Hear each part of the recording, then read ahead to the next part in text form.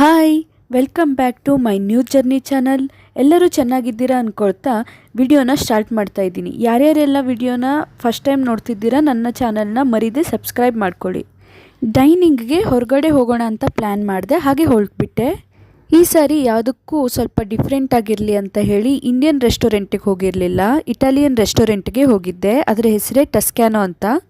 Menu ನೋಡಿ ಸ್ವಲ್ಪ shock ಆಯಿತು, ಯಾಕಂದರೆ ಕಾಸ್ಟ್ ತುಂಬಾ ಜಾಸ್ತಿ ಇತ್ತು. ಹಾಗೆ ಏನೇನು ಡಿಶ್ ಇದೆ ಅದರ ನೇಮ್ ಕೂಡ ವಿಚಿತ್ರವಾಗಿತ್ತು. ಇಟಾಲಿಯನ್ ರೆಸ್ಟೋರೆಂಟ್ ಆಗಿರೋದ್ರಿಂದ, ರೆಸ್ಟೋರೆಂಟ್ ನೇಮು ಟಸ್ಕೆನೋ ಆಗಿರೋದ್ರಿಂದ ಅವ್ರ ಸ್ಪೆಷಲ್ ಏನೋ ಪಿಜ್ಜಾ ಇದೆಯಂತೆ, ಟಸ್ಕೆನೋ ಪಿಜ್ಜಾ ಅಂತ. ಅದರ ಆರ್ಡರ್ ಮಾಡಿದೆ. ಹಾಗೆ ಸ್ಪೆಗೆಟೋ ನೂಡಲ್ಸ್, ಅದ್ರ ಜೊತೆಗೆ ಒಂದು ಜ್ಯೂಸ್ ಆರ್ಡರ್ ಮಾಡಿದೆ. ಬೇರೆ ರೆಸ್ಟೋರೆಂಟ್ಗೆ ಕಂಪೇರ್ ಮಾಡಿದರೆ ಈ ರೆಸ್ಟೋರೆಂಟ್ ಆಂಬಿಯನ್ಸ್ ತುಂಬಾ ಡಿಫ್ರೆಂಟ್ ಆಗಿತ್ತು, ಹಾಗೆ ಸ್ಪೆಷಲ್ ಕೂಡ ಅನಿಸ್ತು. For a first time costliest ಡಿಶ್ನ ಆರ್ಡರ್ ಮಾಡಿರೋದ್ರಿಂದ ತುಂಬ ಎಕ್ಸೈಟೆಡ್ ಆಗಿ ಕಾಯ್ತಾ ಇದ್ದೀನಿ.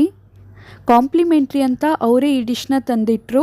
ಒಂದು ವೈಟ್ ಬ್ರೆಡ್ ವಿತ್ ಗಾರ್ಲಿಕ್, ಇನ್ನೊಂದು ಬ್ರೌನ್ ಬ್ರೆಡ್ ವಿತ್ ಕ್ರೀಮ್ ಮತ್ತು ಒಂದು ಚಟ್ನಿ ಕೊಟ್ಟಿದ್ರು. ಸ್ಪೆಷಲ್ ಬ್ರೆಡ್ನ ಟೇಸ್ಟ್ ಮಾಡಿ ಮುಗಿಸೋ ಅಷ್ಟರಲ್ಲೇ ನಾನು ಆರ್ಡರ್ ಮಾಡಿದ ಜ್ಯೂಸ್ ಬಂತು.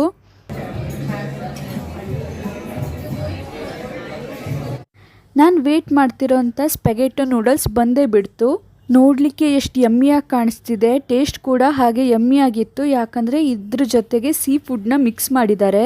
ಕ್ರ್ಯಾಬ್ ಮೀಟ್ನ ಆ್ಯಡ್ ಮಾಡಿದರು, ನಾವು ಕನ್ನಡದಲ್ಲಿ ಏಡಿ ಅಂತ ಕರಿತೀವಿ ಅದು. ಆಮೇಲೆ ಕ್ಲೇಮ್, ಚಿಪ್ಪಿಕಲ್ಲು ಅಂತಾರಲ್ಲ ಅದು. ಆಮೇಲೆ ಪ್ರಾನ್ಸ್ ಮತ್ತು ಅದ್ರ ಜೊತೆ ಸ್ಕ್ವಿಡ್ನ ಕೂಡ ಆ್ಯಡ್ ಮಾಡಿದರು. ಅದ್ರ ಜೊತೆ ಟಸ್ಕೆನೋ ಪಿಜ್ಜಾ ಕೂಡ ಬಂದುಬಿಡ್ತು.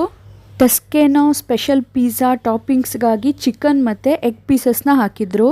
ಪೀಝಾನ ಹಾಗೆ ತಿನ್ನೋಣ ಅಂದ್ಕೊಂಡೆ, ಆದರೆ ದೊಡ್ಡ ಪೀಸ್ ಆಗಿರೋದ್ರಿಂದ ಕಟ್ ಮಾಡೇ ತಿನ್ನಬೇಕಾಯ್ತು.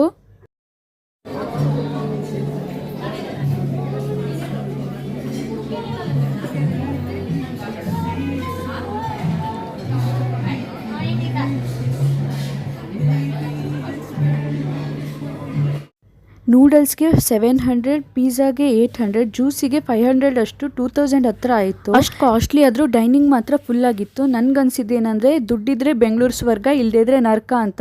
ಸ್ಪೆಷಲ್ ಪಿಜ್ಜಾಕ್ಕಿಂತ ನನಗೆ ಸ್ಪೆಷಲ್ ಅನಿಸಿದ್ದು ನೂಡಲ್ಸ್, ಯಾಕಂದರೆ ಸೀ ಫುಡ್ಡೆಲ್ಲ ಹಾಕಿ ಸ್ಪೆಷಲ್ಲಾಗಿ ಪ್ರಿಪೇರ್ ಮಾಡಿಕೊಟ್ಟಿದ್ರು.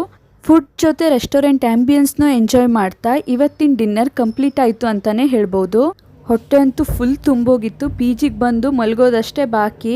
ಅಂತೂ ಇಂತೂ ಪಿ ಜಿಗೆ ಬಂದು ರೀಚ್ ಆಗಿಬಿಟ್ಟೆ.